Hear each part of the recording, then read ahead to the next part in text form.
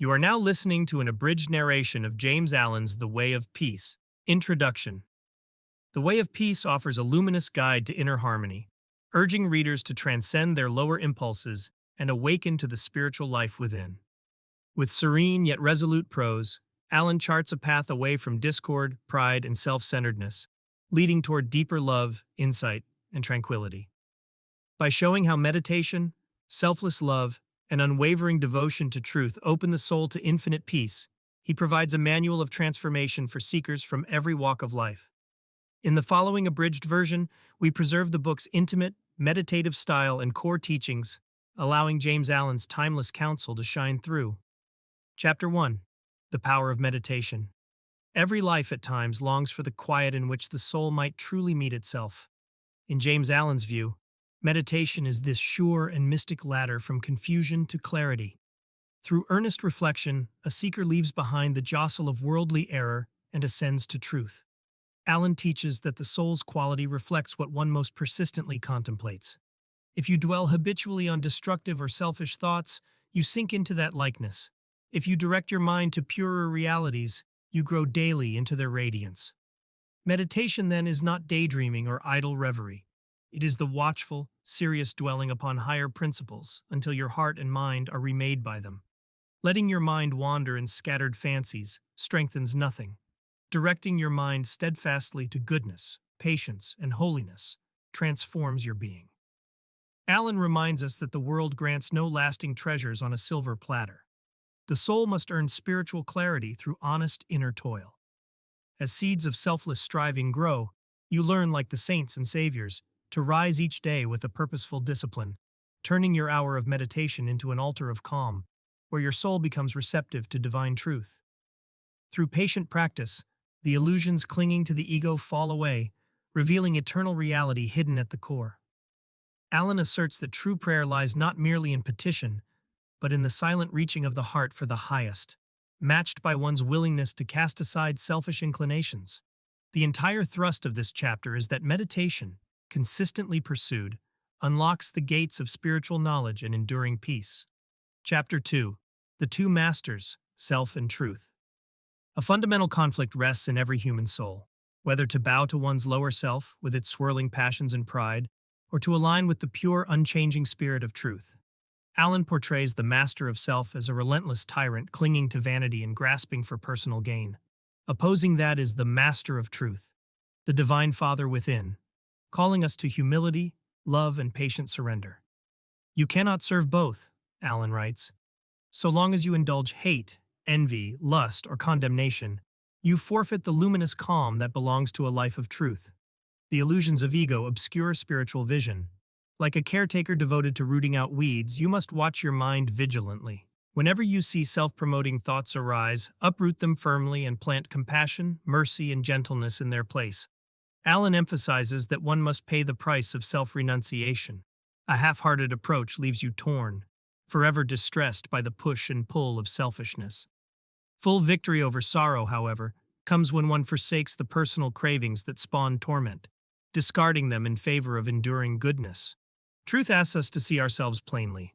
If in thought or word we harbor enmity, we serve the master called self. If we persist in love, we walk with the Supreme. By recognizing that worldly heartbreak arises only because we cleave to self's illusions, we find a way beyond pain and into lasting serenity. Chapter 3. The Acquirement of Spiritual Power. Strength does not lie in stubbornness or force, Allen argues, but in the calm mastery of one's inner life. While many chase superficial excitement, setting their hearts on personal amusement or fleeting praise, true power roots itself in unwavering principle. By disciplining thoughts and tempering impulses, an individual gains a firm center untouched by outer turbulence. Allen notes that from the humblest station, a person can ascend to remarkable influence if they ground themselves in noble ideals. Conversely, a wealthy, forceful personality lacking moral steadfastness eventually sees their might crumble because it was propped on shifting sands. Spiritual power demands the subduing of base passions. By daily meditation on compassion and unselfishness, you slowly purify your desires so that in life's storms you remain calm and resolute. When trouble or opposition arises, the one who stands on eternal principles does not waver. Worldly threats, loss of comfort, reputation, or even life, grow small compared to the grandeur of a conscience at peace. This unshakable composure fosters patience and forgiveness, shining like a steady beacon in the swirling fray of anger and fear. Allied with the law of love, such a person quietly reshapes the world around them, offering an example of dispassion, endurance, and gentle triumph. Chapter 4. The Realization of Selfless Love. Here, Alan charts the path by which the divine image emerges in a humble heart. Within every person lies a hidden spark of universal love, an essence pure and deathless, yet it is encrusted by selfishness, lust, envy, impatience, pride. Through unrelenting effort, we remove these layers to reveal selfless love, which alone is perfect and imperishable. This transformation often begins with sorrow, for it's when we lose worldly attachments that we glimpse the frailty of material love. Grief, disappointment, and the ache of separation expose the fragile nature of clinging to externals, nudging us closer to the boundless love that depends on nothing. Human love, though precious, is partial and can lead to suffering when objects of affection fade. Divine love, on the other hand, embraces all equally, finding no enemy or rival. Alan urges us to see each personal failing, each rise of anger or selfish impulse, as a signal to deepen our compassion. Over time, moments of irritation yield to forbearance, condemnation to forgiveness, and a glimmer of peace appears where once restlessness reigned. Like a sculptor chiseling rough stone, you chip away errors with patience and humility until the radiant statue of selfless love stands revealed. It is not sudden but incremental, marked by daily victories over small resentments and biases. Each slip, Alan insists, becomes a stepping stone, an opportunity to root out the hidden seeds of selfishness. Ultimately, the heart overflows in a universal affection that sees no boundaries, shining outward with the warmth of spiritual unity. Chapter 5. Entering into the infinite, human beings perpetually seek satisfaction in material things, only to be haunted by an inner intuition that such pursuits are fleeting. In this chapter, Alan speaks of man's larger destiny, returning to the infinite source. He uses the metaphor of a drop of water detached from the ocean. It yearns subconsciously to rejoin that vast expanse. Likewise, the soul cannot be content until it rests in the timeless realm of the eternal.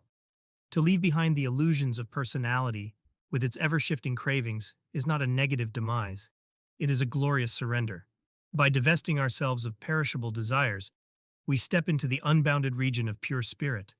Personal struggles and confusions drop away when you cease resisting the law of love.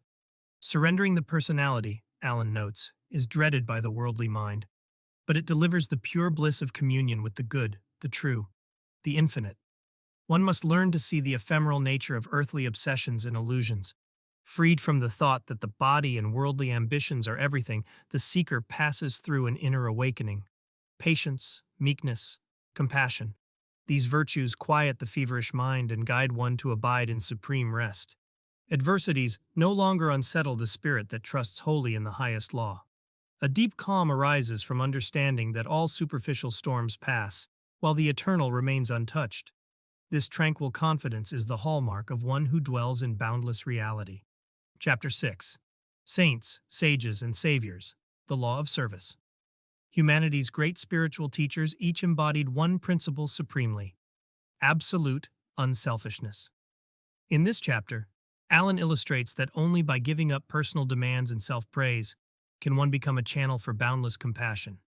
A saint or a savior has transcended the clamor of opinion and partisanship, living solely to uplift all, even at personal cost. Alan describes how these exalted souls do not brandish doctrines or argue to convert others. They radiate truth by their daily living, letting their own purity and gentleness speak. The narrower, self-centered mind cannot fathom this universal love, so it often derides or misunderstands saintly figures. Yet the saint perseveres, harming none, condemning none, and pouring forth love on all, trusting that the seeds of compassion sown will bear fruit in due season. It is not enough to admire these great ones from afar. We too are called to walk the same path of humility and self-forgetfulness. Service is the outward expression of the inward realization that all beings share one life. Deeds done in selfless love endure forever, Alan insists, for they reflect the cosmic plan of good that eventually draws all souls together. Each time you conquer self, you chip away at the barrier between you and the supreme divine.